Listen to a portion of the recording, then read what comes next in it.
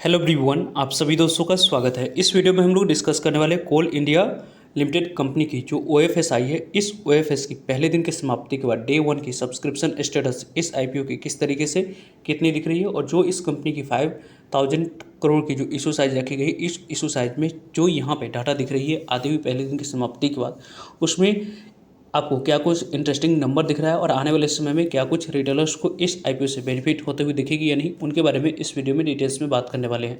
So video को इंतजार देखिएगा और ऐसे ही daily IPO grey market premium से जुड़ी अपडेट के लिए चैनल को सब्सक्राइब कर लीजिए। साथ ही कॉमेंट्स टेलीग्राम ग्रुप का लिंक दिया गया, वहाँ भी जुड़ सकते हो टाइम पे अपडेट। फर्स्ट ऑफ ऑल यदि हम लोग बात करते हैं तो जनरली हम लोग आईपीओ के रिगार्डिंग डिस्कस करते हैं कि कौन सी कंपनी की आईपीओ आई है। आईपीओ उन कंपनी की आती है जो कंपनी पहले से ही बीएसई एनएसई दोनों जगह पर लिस्टेड नहीं है। उनकी यहाँ पे कंपनी की आईपीओ इसलिए लाई जाती है इनिशियल पब्लिक ऑफरिंग, क्योंकि पहले इस कंपनी को बीएसई एनएसई दोनों जगह पर लिस्ट करवाने से पहले इनिशियल पब्लिक ऑफरिंग के माध्यम से आपको इंस्टीट्यूशनल इन्वेस्टर के लिए साथ साथ यहाँ पे जो रिटेलर्स होते हैं उनके लिए आप लोगों को पहले से ही जो सब्सक्रिप्शन फिगर दिखी जाती है, उसके बाद यहाँ पर लिस्टिंग होते हुए दिखता है, और उसके बाद बीएसई एनएसई दोनों जगह पर लिस्टिंग के बाद आपको जनरली हम लोगों को ट्रेड होते हुए दिख जाती है आईपीओ।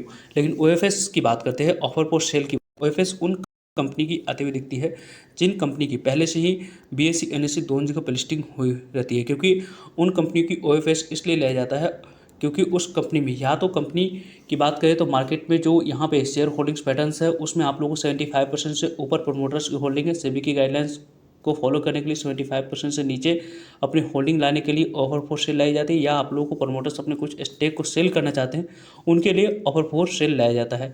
तो हम लोग ऑफर फॉर सेल ही कोल इंडिया लिमिटेड कंपनी की देखने वाले हैं, क्योंकि कोल इंडिया लिमिटेड कंपनी पहले से ही लिस्टेड है। Coal India Limited company government own company है, जिसमें आप लोगों को जनरली जो डिविडेंड के पॉइंट ऑफ व्यू से पहले देखी जाती थी, लेकिन हाल ही के दिनों में यदि हम बात करते हैं तो काफ़ी अच्छी मोमेंटम कोल इंडिया लिमिटेड कंपनी ने 1 ईयर में दिखाया है। लेकिन इस कंपनी की बात करते हैं तो इस कंपनी की जो ओवरऑल ओएफएस रही है, इस ओएफएस के रिस्पॉन्स की बात तो यहाँ पे 27 मई को यहाँ पे पहले दिन अप्लाई करने के लिए समय रखा गया था। उस पहले दिन के एप्लीकेशन में नॉन रिटेलर्स की पार्टिसिपेशन हम लोगों को दिखी है।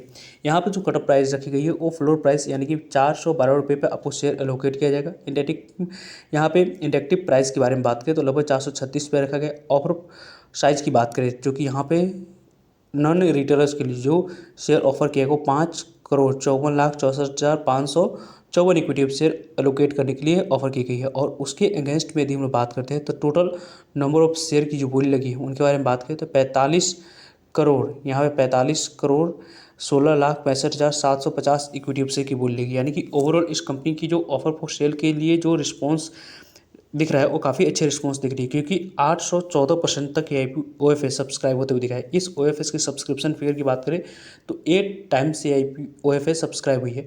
और इस तरीके की ऐसे रिस्पॉन्स जनरली हम लोग नहीं दिखते हैं, क्योंकि इस कंपनी की कोल इंडिया लिमिटेड कंपनी के बारे में बात करें तो 412 रुपये पे आपको प्राइस सेट की गई है। और करेंटली मार्केट में जो काम कर रही है इस कंपनी की शेयर वो 463 रुपये के आसपास कारोबार करी। यानी कि ऑफर फॉर सेल में यदि एलोकेशन होती है रिटेलर्स को या इंस्टीट्यूशनल इन्वेस्टर को तो काफ़ी अच्छी लिस्टिंग गेन यहाँ पे मिलते हुए दिखेगी। वैसे इस कंपनी की बात करते हैं तो नॉन रिटेलर्स को यहाँ पे पहले दिन अप्लाई करने की अपॉर्चुनिटी मिली हुई थी। रिटेलर्स की बात करते हैं तो 29 मई यानी कि कल के डेट में यहाँ पे रिटेलर्स को अप्लाई करने की अपॉर्चुनिटी मिलेगी और नॉन रिटेलर्स को भी अप्लाई करने की अपॉर्चुनिटी मिलेगी। यानी कि आपको ओवरऑल पहले दिन भी नॉन रिटेलर्स को अप्लाई करने की अपॉर्चुनिटी मिली थी, दूसरे दिन भी नॉन रिटेलर्स को अप्लाई करने की अपॉर्चुनिटी मिलेगी। लेकिन रिटेलर्स को जो पहला दिन अप्लाई करने के लिए अपॉर्चुनिटी ओएफएस में नहीं मिलती है और दूसरे दिन यहाँ पे ओएफएस में अप्लाई करने के लिए अपॉर्चुनिटी मिलते हुए दिख रही है।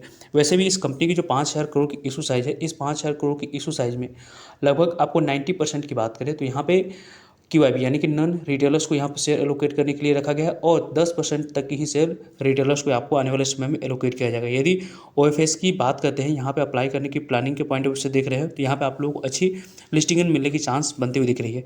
वैसे किस तरीके से कैसे अप्लाई कर सकते हैं उसके बारे में आप लोगों को डिटेल्स में इन्फॉर्मेशन चाहिए तो जितने यस कॉमेंट्स में आएंगे उतने जल्द आप लोगों को कल मॉर्निंग तक इस चैनल पर आप लोगों को अपडेटेड वीडियो मिल जाएगी। वैसे इस ओएफएस में अप्लाई करने की प्लानिंग करें तो टाइमिंग क्या हो सकती है, टाइमिंग के बारे में बात करते हैं तो टाइमिंग आपको 9:15 से जब मार्केट ओपन होती है उस 9:15 से मार्केट ओपन होगी उस समय से लेकर 3:30 तक आपको अप्लाई करने की अपॉर्चुनिटी इस ओएफएस में मिलती हुई दिख जाएगी। इस ओएफएस की बात करें तो लगभग कोल इंडिया लिमिटेड कंपनी की जो प्राइस थी वो आप लोगों को ओएफएस की अनाउंसमेंट के बाद यहाँ पे थोड़ी दिखी थी, लेकिन फिर से 428 रुपये के आसपास आई, उसके बाद यहाँ पे जंप हुई। लगभग इस गवर्नमेंट ओन कंपनी में जो अपने स्टेक है वो 2% स्टेक गवर्नमेंट ऑफ इंडिया यहाँ पे सेल करते हुए दिख रहे हैं 412 रुपये पे। और कंपनी की टोटल इशू साइज़ के बारे में बात करें तो 5,000 करोड़ की टोटल इशू साइज़ दिख रही है, जिसके माध्यम से लगभग 12.32 करोड़ की इशू साइज़ की बात करें, यहाँ पर 12.32 करोड़ शेयर यहाँ पे अपने स्टेक के माध्यम से शेयर आपको सेल करते हुए दिखेंगे। नॉन रिटेलर्स की बात करते हैं 27 मई को अप्लाई करने के लिए अपॉर्चुनिटी दी गई है, और रिटेल इंडिविजुअल इन्वेस्टर कैटेगरी को अप्लाई करने के लिए 29 मई को यहाँ पे अपॉर्चुनिटी कल के डेट में आपको मिलते हुए दिखेगी।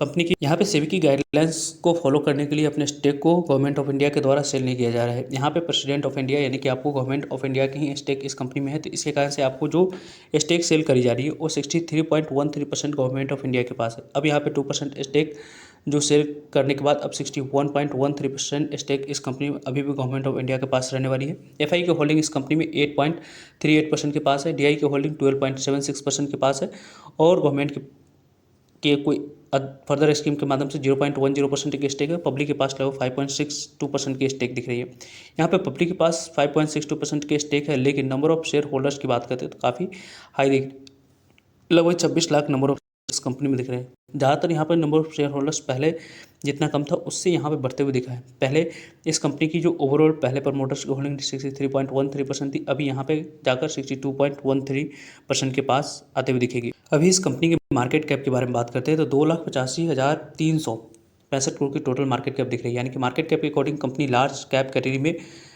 यहाँ पे सस्टेन कर रही है। कंपनी की ओवरऑल 463 रुपये करेंट प्राइस, यानी कि आपको कल के डेट में जो क्लोजिंग प्राइस है उसके अकॉर्डिंग हम लोग डिस्कस करें 369 रुपये की लो बनी थी और 491 रुपये की हाई बनते हुए दिखा है। 9.18%, यानी कि प्राइस होने के अकॉर्डिंग काफ़ी वैल्यूएशन के अकॉर्डिंग चीप वैल्यूएशन मिल रही है। लेकिन के बारे में बात करते हैं तो जो यहाँ पे इन्फ्लेशन है उस रेट से कंपनी के द्वारा डिविडेंड भी दी जा रही है। लगभग 5.72% की डिविडेंड यील्ड है, जो कि काफ़ी अच्छी है। बुक वैल्यू 193 रुपीज़ के पास है, यानी कि अपने बुक वैल्यू से 2.6 के पास यहाँ पे कारोबार करती हुई दिख रही है। और overall return on equity company की 28.5% की है, और रिटर्न ऑन कैपिटल एम्प्लॉयड 35.3% के पास दिख रही है।